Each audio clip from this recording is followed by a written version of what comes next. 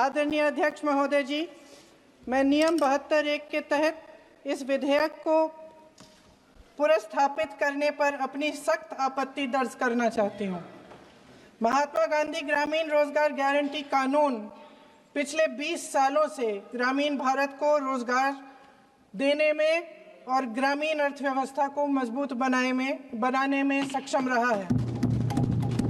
ये एक इतना क्रांतिकारी कानून है कि जब इसको बनाया गया तो सदन के सभी राजनीतिक दलों ने इससे पूरी सहमति दी।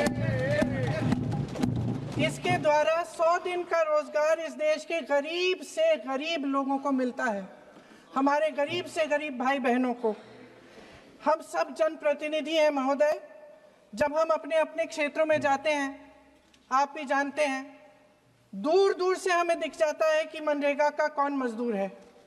सबसे गरीब होता है, चेहरे पे झुर्रियां होती है, हाथ मिलाए तो सर हाथ पत्थरों की तरह। हाँ सर, मैं कर रही हूँ, पहुंच रही हूँ, मुझे पहुंचने दीजिए। नहीं, 1 मिनट लूंगी, मुझे पहुंचने दीजिए। सर, उनके हाथ पत्थरों की तरह कठोर होते हैं क्योंकि इतनी मजदूरी करते हैं।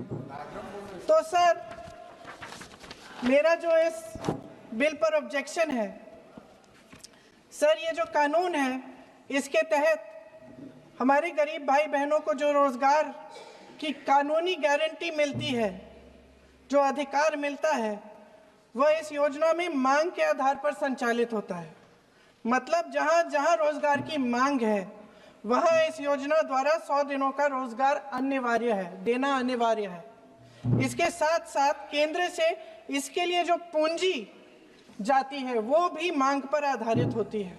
यानी कि इस योजना के लिए जितने पैसे जहां भेजने हैं, कितने भेजने हैं, वह जमीनी परिस्थितियों पर आधारित होता है और मांग के आधार पर निर्धारित होता है।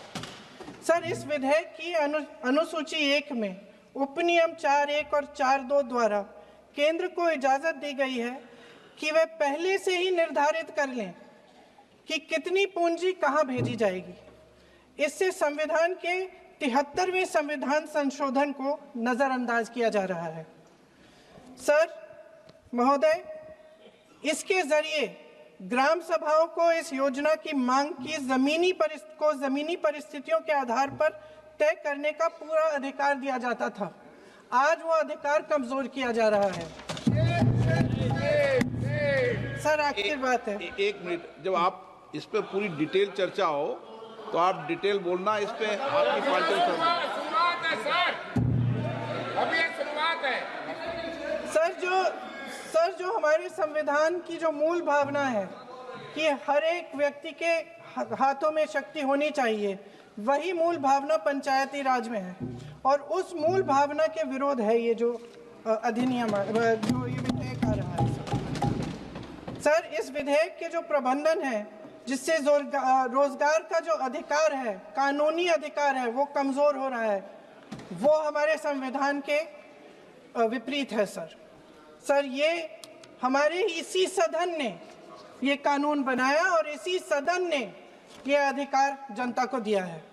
ओके। सर, एक और है सर, महात्मा गांधी मनरेगा में 90% अनुदान केंद्र से आता था। इस विधेयक द्वारा ज्यादातर प्रदेशों में अब 60% आएगा, इसको घटाया गया है। ओके।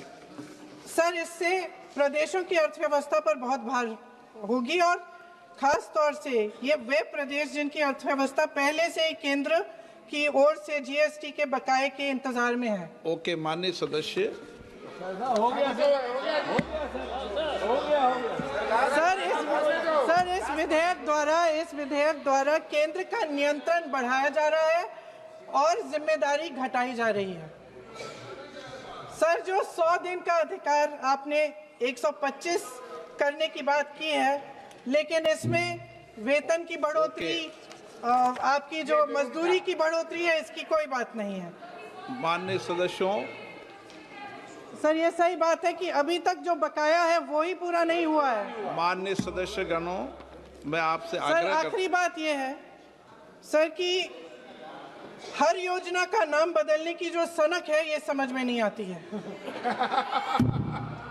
सर जब जब ये किया जाता है तो सरकार केंद्र को पैसे खर्चने पड़ते हैं। माननीय सदस्यों, मैं आपसे आग्रह करता हूं, ये सर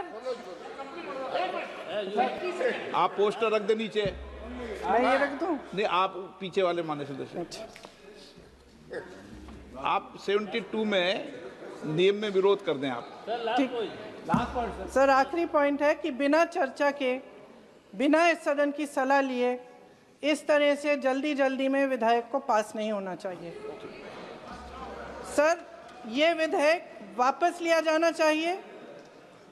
इसके बदले में सरकार को एक नया विधेयक पेश करना चाहिए। खत्म करूं? महात्मा गांधी जी मेरे परिवार के नहीं थे, लेकिन मेरे परिवार जैसे ही हैं और इस पूरे देश की यही भावना है सर। नो, सर इस पूरे देश की यही भावना है। नो, माननीय सर आखिरी बात यह है कि गहन जांच पड़ताल और व्यापक चर्चा के लिए इसे कम से कम स्थायी समिति के पास भेजा जाना चाहिए और कोई विधायक किसी की निजी महत्वाकांक्षा, सनक और पूर्वाग्रहों के आधार पर न तो पेश होना चाहिए और न ही पास होना चाहिए। धन्यवाद। माननीय सदस्य